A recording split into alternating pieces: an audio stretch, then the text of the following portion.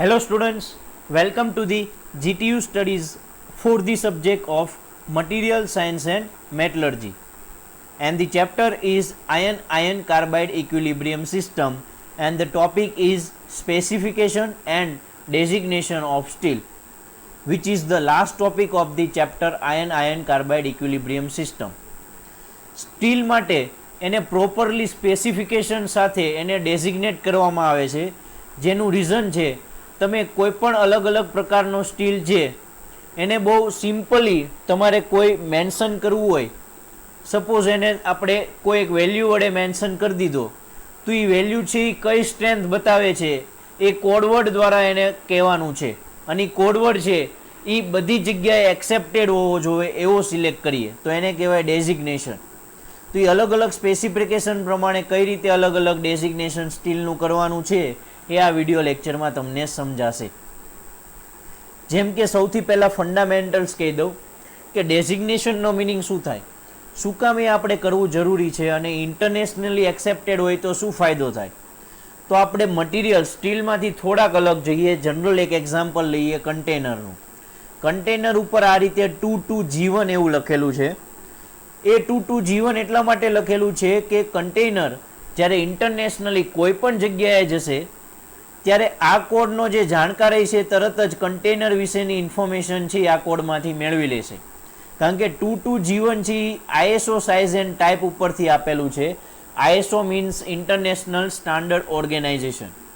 એમાં 2 પછી બીજો 2, એમાં G અને પછી 1 એ દરેકના અલગ અલગ મિનિંગ હોય છે. એ મિનિંગ ઉપરથી કોઈ પણ જે એનો ઇન્ફોર્મેટિવ જે છે જાણકાર છે એ જાણકારી એની ઉપરથી ઇન્ફોર્મેશન મેળવી લેશે. એવી જ રીતે મટીરિયલમાં થતું હોય છે. તો મટીરિયલમાં સેમ વસ્તુ થાય કે દરેક મટીરિયલને ISO પ્રમાણે ડેઝિગ્નેટ કરો. તો મટીરિયલમાં પણ આપણે અત્યારે સ્ટીલનું જ તે સ્ટડી કરીએ છીએ, જેમાં ISOનું ફૂલ ફોર્મ મેં કીધું એ પ્રમાણે એનું કામ શું છે કે ઘણા બધા મેમ્બરની એક કમિટી છે, જેમાં પ્રોપર મટીરિયલની પ્રોપર્ટીઝ પ્રમાણે અલગ અલગ બીજા ક્રાઇટેરિયા પ્રમાણે એને કોડવર્ડ વડે બતાવી દેવામાં આવે છે, જેથી કરીને એના ઉપરથી ખબર પડી જાય કે એમાં પ્રોપર્ટીઝ કેવી છે, એના અલગ અલગ બીજા ક્રાઇટેરિયા કેવા કહેવાય છે. તો ISOનું કામ એટલું છે, જેથી કરીને જ્યારે ISO છે એક કોડ આપી દે અને તમને સપોઝ એ મટીરિયલ યુઝ કરવા માટે આપ્યું. એક્ઝામ્પલ લઈ લઈએ SS304, સ્ટેનલેસ સ્ટીલ 304. તો તમને જ મિનિંગ ન ખબર હોય તો કઈ રીતે યુઝ કરશો, એટલે સ્પેસિફિકેશનનું થોડુંક નોલેજ હોવું જોઈએ, એટલે કે some knowledge of the specification is essential. એનું રીઝન છે કન્ટ્રી ટુ કન્ટ્રી છે એ વેરી થતું હોય છે એવું બને, પણ એટલીસ્ટ ઇન્ડિયા પૂરતું આપણે જે યુઝ કરીએ છીએ સ્પેસિફિકેશન એ આપણને ખબર હોવી જોઈએ. એ કઈ રીતે ડેઝિગ્નેટ કરવામાં આવે છે, એના માટે ક્રાઇટેરિયા કેવા કેવા જોઈએ છીએ, તો કે કેમિકલ કમ્પોઝિશન કેવું છે મટીરિયલનું, એની અંદર મિકેનિકલ પ્રોપર્ટીઝ કેવી છે, હાર્ડનેબિલિટી એની કેટલી છે, મેથડ ઓફ મેન્યુફેક્ચર કેવું છે, નેચર ઓફ એપ્લિકેશન શું છે, આ બધા ઉપરથી અલગ અલગ એને ક્રાઇટેરિયા પ્રમાણે ડેઝિગ્નેટ કરવામાં આવે છે. તો ISO પછી એક આપણે ઇન્ડિયન લેવલે જો તમારે એક સ્ટાન્ડર્ડ છે એ ડિસાઇડ કરવા હોય તો એ છે ઇન્ડિયન સ્ટાન્ડર્ડ ઓર્ગેનાઇઝેશન અથવા ઇન્ડિયન સ્ટાન્ડર્ડ સ્પેસિફિકેશન, જેનું મેઇન પર્પઝ છે કે સ્ટીલને એક કોડ ડેઝિગ્નેટ કરવાનો છે, જેમાં લેટર વડે એને બતાવવાના છે. એ ટોટલ 2 પ્રકારે થઈ શકે છે, એ તમને બતાવી દો. First, on the basis of properties, એટલે કે મિકેનિકલ પ્રોપર્ટીઝના કારણે પણ ડેઝિગ્નેટ થઈ શકે છે, અથવા સેકન્ડ છે based on the chemical composition. Chemical composition ઉપરથી પણ તમે એને ડેઝિગ્નેટ કરી શકો છો. તો આપણે બંને 1 by 1 સમજીએ. એમાં સૌથી પહેલાં જોઈએ code designation based on mechanical properties. તો એમાં પ્રોપર વર્ડ છે એ ફિક્સ છે એના કોડ. જેમ કે 2 વસ્તુ છે એ ઓલવેઝ તમારે બતાવવાની છે મિકેનિકલ પ્રોપર્ટીઝ તરીકે. એક કાં તો મિનિમમ ટેન્સાઇલ સ્ટ્રેન્થ અથવા તો મિનિમમ યીલ્ડ સ્ટ્રેન્થ. તો ખબર કેમ પડશે કોડ ઉપરથી કે કયો કોડ છે ટેન્સાઇલ બતાવે છે અને કયો યીલ્ડ બતાવે છે? તો જો કોડની અંદર FE લખેલું હોય તો એ છે મિનિમમ ટેન્સાઇલ સ્ટ્રેન્થ, અને એનો યુનિટ ખાસ જોજો ન્યૂટન પર mm² હશે. રેડી? અને જો FE ની પાછળ કેપિટલ E લખી દેશો તો એ મિનિમમ ટેન્સાઇલ સ્ટ્રેન્થની જગ્યાએ બની જશે મિનિમમ યીલ્ડ સ્ટ્રેન્થ. અને એનો યુનિટ પણ હશે ન્યૂટન પર mm સ્ક્વેર. હવે તમારે મિનિમમ ટેન્સાઇલ સ્ટ્રેન્થ જ જોવે છે, પણ એ તમારે કેજી પર mm સ્ક્વેરમાં વેલ્યુ છે એ બતાવી છે બ્રિટિશ સ્ટાન્ડર્ડ પ્રમાણે. તો એફઈની જગ્યાએ લખવામાં આવે છે એસટી. એસટી લખશો એટલે મિનિમમ ટેન્સાઇલ સ્ટ્રેન્થ જ થશે, પણ એનો યુનિટ કેજી પર mm સ્ક્વેર હશે. અને એસટી પાછળ ઈ લગાડી દેશો એટલે મિનિમમ યીલ્ડ સ્ટ્રેન્થ થઈ જશે, અને એસટી હોવાના કારણે એનો યુનિટ થશે કેજી પર mm સ્ક્વેર. એટલે આ રીતે તમારે વર્ડ છે એ યાદ રાખવાના છે કે એફઈ એફઈ છે અથવા તો એસટી એસટી છે, એ પ્રમાણે એનો મિનિંગ થશે. પ્રોપર એક્ઝામ્પલ લઈ લઈએ જેથી કરીને તમને એક્ઝેક્ટલી સમજાઈ જાય. જેમ કે ફર્સ્ટ છે એફઈ 210. 210 એટલે સ્ટ્રેન્થની વેલ્યુ છે, એટલે કે સ્ટ્રેન્થ કેટલી છે 210, પણ કઈ સ્ટ્રેન્થ? તો એફઈ લખ્યું છે એનો મિનિંગ શું થાય કે એનો યુનિટ છે ન્યૂટન પર mm સ્ક્વેરમાં છે, અને પાછળ ઈ લખ્યો છે એનો મિનિંગ થાય મિનિમમ યીલ્ડ સ્ટ્રેન્થ હશે. સોરી, કેપિટલ ઈ લખ્યો એટલે મિનિમમ યીલ્ડ સ્ટ્રેન્થ, એફઈ લખ્યું છે એટલે યુનિટ ન્યૂટન પર mm સ્ક્વેર અને 210 એની વેલ્યુ. એટલે જો અહીંયા લખેલું છે steel with minimum yield strength 210 newton પર mm સ્ક્વેર. અને એસટી 250 છે, તો એફઈની જગ્યાએ એસટી કરી દીધું એટલે યુનિટ છે વેલ્યુનો એ કેજી પર mm સ્ક્વેર થઈ જશે. અહીંયા જોઈ શકો છો વેલ્યુ 250 લખે છે એટલે 250 છે, કેપિટલ ઈ લગાડેલો છે એટલે મિનિમમ યીલ્ડ સ્ટ્રેન્થ થઈ, એટલે steel with minimum yield strength with 250 KG પર mm સ્ક્વેર. અને થર્ડ વેલ્યુ જુઓ તો એફઈ 310K લખેલું છે, તો અહીંયા એફઈ લખ્યો છે એટલે એનો યુનિટ જે વેલ્યુ છે એનો યુનિટ થશે ન્યૂટન પર mm સ્ક્વેર, એટલે કે 310 ન્યૂટન પર mm સ્ક્વેર છે એ સ્ટ્રેન્થની વેલ્યુ છે. પણ કઈ સ્ટ્રેન્થ? તો કેપિટલ ઈ નથી એટલે એ મિનિમમ ટેન્સાઇલ સ્ટ્રેન્થ થઈ, એટલે minimum tensile strength of 310 newton પર mm સ્ક્વેર. તો પાછળ કે શેનો છે? તો કે છે એ સ્ટીલ માટે છે, એને કહેવાય કિલ્ડ સ્ટીલ. કિલ્ડનું શોર્ટ ફોર્મ લીધેલું છે કે, એટલે ખાલી સ્ટીલ છે એ નથી, કિલ્ડ સ્ટીલ હોય તો પાછળ છે એ કે લગાડી દેવાનું. તો આ રીતે અલગ અલગ લેટર પ્રમાણે તમે ડેઝિગ્નેટ કરી શકો છો. હવે આપણે જોઈએ કેમિકલ કમ્પોઝિશન પ્રમાણે કઈ રીતે ડેઝિગ્નેટ થશે. કેમિકલ કમ્પોઝિશન એટલે કે જે પણ મટીરિયલ છે એની અંદર અલગ અલગ ટાઈપના ઘણા બધા કમ્પોઝિશન છે, એના પર્સન્ટેજ કેટલા છે એ પ્રમાણે એનું કમ્પોઝિશન નક્કી કરીએ. જેમ કે મેઇન છે કાર્બન કન્ટેન્ટ, કારણ કે સ્ટીલ છે એની હાર્ડનેસ વધે છે, એનું રીઝન છે કાર્બન એમાં વધતા જશે. એટલે કે the carbon content of the steel is specified as a numerical figures cold the carbon points, where 1 point of carbon is defined as a 0.01%. Suppose તમારું કાર્બન પછી અથવા પહેલા 5 છે એ લખેલું છે, 5 નો મિનિંગ થાય 0.05. રેડી? એટલે 5 છે એનો મિનિંગ થાય 0.05, એટલે લેટર સી છે યુઝ કરવાનું કારણ કે કાર્બન પર્સન્ટેજ છે, અને એની આગળ કે પાછળ એક ડિજિટ લખવાનો જે પર્સન્ટેજમાં તમને બતાવશે. રેડી? તો કઈ રીતે છે એક્ઝેક્ટ જોઈ લઈએ. હવે લેટર ટી હોય, સીની જગ્યાએ ટી હોય, એટલે કે letter T is added at the start of the notation for alloy tool steels and after the numerical figure for carbon point for plain carbon tool steels.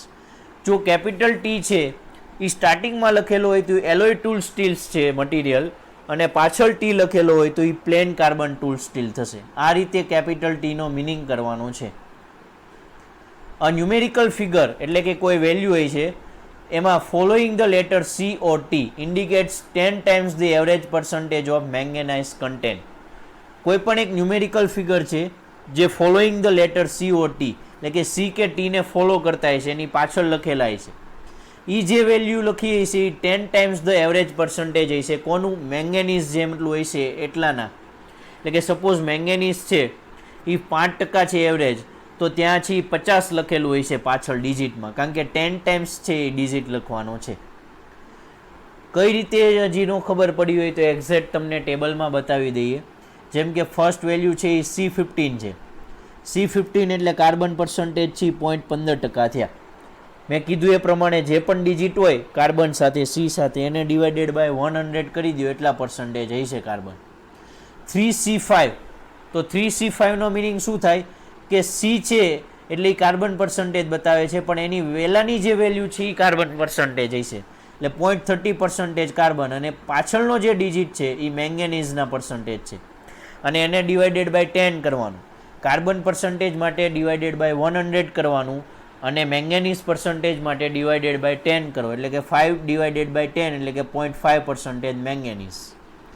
એવું જ અહીંયા 37 Mn2, તો 37 જે આગળ લખેલું છે એનો મિનિંગ કાર્બન 0.37% છે, અને મેંગેનીઝ છે એની પાછળ 2 લખેલું છે એટલે અહીંયા થશે 0.2%. અહીંયા એક એરર છે, ખરેખર ડિવાઇડેડ બાય 10 કરો એટલે 0.2% થશે. એવી જ રીતે દરેક ટર્મ્સ છે તમે જોતા જાઓ અને ઓબ્ઝર્વ કરતા જશો એટલે તમને આઈડિયા આવી જશે. જેમ કે આગળ પહેલાં ટી લખેલો છે, કેપિટલ ટી, એટલે એલોય ટૂલ સ્ટીલ થયું. રેડી. એવી જ રીતે અહીંયા એનઆઈ લખેલું છે તો એ નિકલના પર્સન્ટેજ બતાવે છે.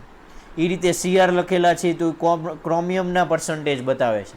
તો આ પ્રમાણે અલગ અલગ વર્ડ યુઝ કરો એટલે તમને મટીરિયલમાં કયા કયા કમ્પોઝિશનના કેટલા પર્સન્ટેજ છે એનો આઈડિયા જનરેટ થઈ જાય.